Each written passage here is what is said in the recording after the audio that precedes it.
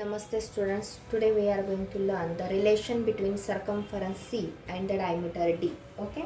Suppose if a radius of a circle is a R, diameter is a D and the circumference is a C of a circle, then what is the relation between the circumference and the radius? Okay. So circumference that is C. Okay. Circumference that is C यांचा ratio कोणासोबत आहे डायमीटरशी. Circumference diameter D. Okay. Diameter is D is equal to pi Greek constant. काय relation आहे तर circumference and diameter या दोघांचा ratio हा Greek constant which is called pi. Pi हा एक ग्रीक कॉन्स्टंट लेटर आहे. ओके. या दोघांचा रेशो जो आहे तो ग्रीक कॉन्स्टंट इतका आहे. पहा, तर हेच आपण काय करू शकतो, इथे काही नाही म्हणजे काय रे, 1 असतो. बरोबर आहे. या दोघांचं क्रॉस मल्टिप्लिकेशन करा. सी इंटू 1 दॅट इज, याच्याखाली काही नाही म्हणजे 1. Okay. So C into 1 that is C into 1 is equal to D into pi. Okay. It means that C1 जर C is equal to pi D, pi into D that is pi D, D pi किंवा पाय D. Okay. हे काय आहे बरोबर, पाय D. तर म्हणजे आपला एक फॉर्म्युला तयार झाला, circumference that is C is equal to pi D. Okay. यावरून आपल्याला दुसरा एक फॉर्म्युला तयार करता येतो. डीची व्हॅल्यू, डायमीटर कसा असतो, डायमीटर हा रेडियसच्या दुप्पट असतो, म्हणजे ट्वाईस द रेडियस म्हणजे 2r. ओके. डी मीन्स काय येईल 2r. डीची व्हॅल्यू आहे 2r. इथे इक्वेशन आपण 1 लिहूया. This is the first formula of the circumference C is equal to pi D.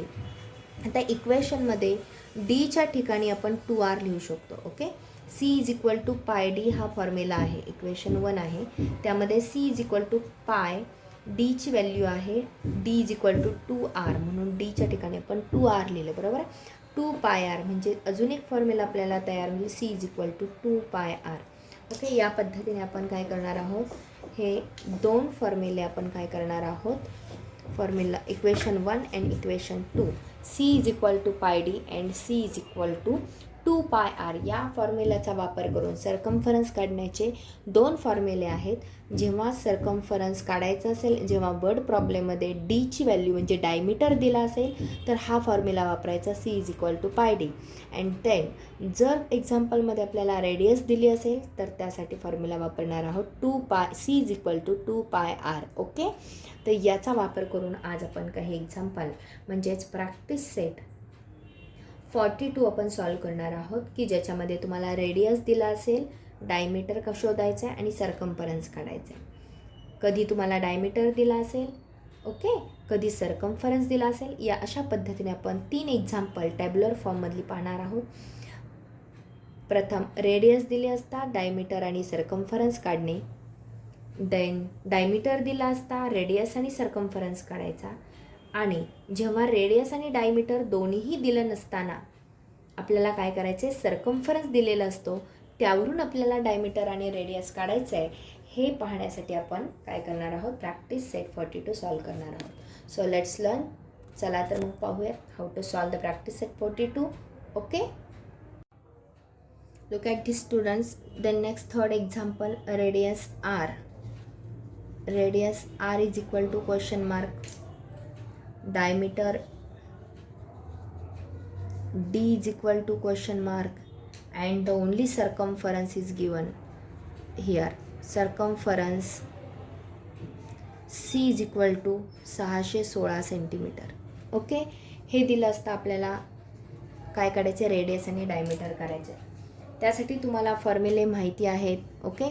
दोन फॉर्म्युले माहिती आहे, C is equal to pi D and C is equal to 2πr. Okay. हे example माहिती पाहिजेत आपल्याला. अँड डी काढायचं असेल तर 2r आणि आर काढायचं असेल तर डी डिवायडेड बाय 2. ओके. हे फॉर्म्युला आपल्याला माहिती पाहिजेत. Okay.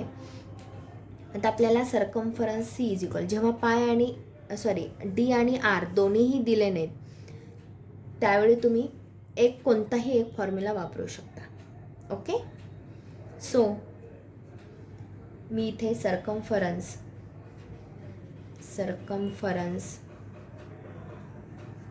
C is equal to 2πr हा फॉर्म्युला वापरते.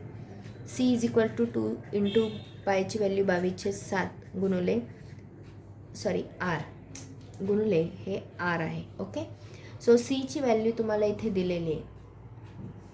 सीची व्हॅल्यू इथे किती आहे 616, म्हणून सीच्या ठिकाणी 616 लिहा. इथं 22 दुने 44. ओके, 2 गुणुले 22 आहे इथे. हे गुणा भागाकारामध्ये 7 आहे, हे इकडं आल्यानंतर काय होईल. Okay sorry, look at the students. 616 सीच्या खाली 616 लिहा. 2 गुणुले 22 गुणुले आर.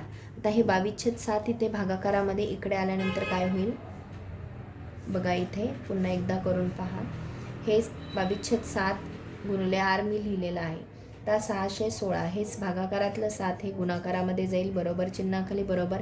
इथे फक्त 2 गुणुले 22 गुणुले आर राहील, बरोबर.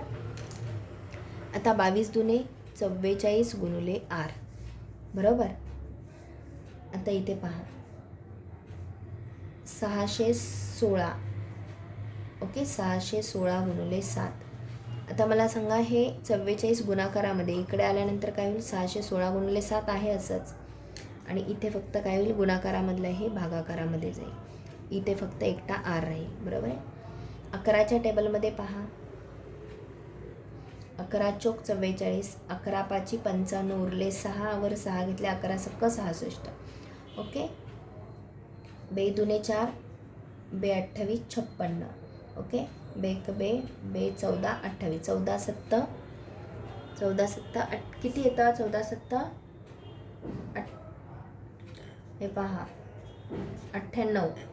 7 चौक 28, 7 2 7 1 7 2 9, 98. 14 सत्त 98, बाळे पाठ करा. 14 सत्त 98.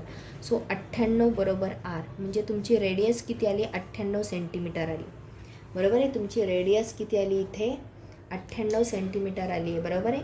सो रेडियस माहिती झाली. मग diameter D is equal to, जर आर बरोबर 98 असेल तर डी बरोबर फॉर्म्युला आहे 2 इंटू आर, म्हणजे 2 गुणुले 98, बरोबर. किती येईल 98 गुणुले 98 किती येईल. 200ला 4 कमी 196. 196. ओके, 196 सेंटीमीटर हा तुमचा डी येईल. या पद्धतीने तुम्ही आर आणि डी या 2 व्हॅल्यू आपण या सूत्राच्या सहाय्याने काढलेले आहेत. Okay, do you understand student how to solve this example based upon the formula C is equal to pi D और C is equal to 2πr और D is equal to 2r आणि R is equal to d/2. हे 4 फॉर्म्युले व्यवस्थित पाठ करायचे आहेत आणि वहीमध्ये लिहायचे आहेत. ओके, यावरून आपल्याला today's homework to solve the practice set 42 in your notebook. Okay.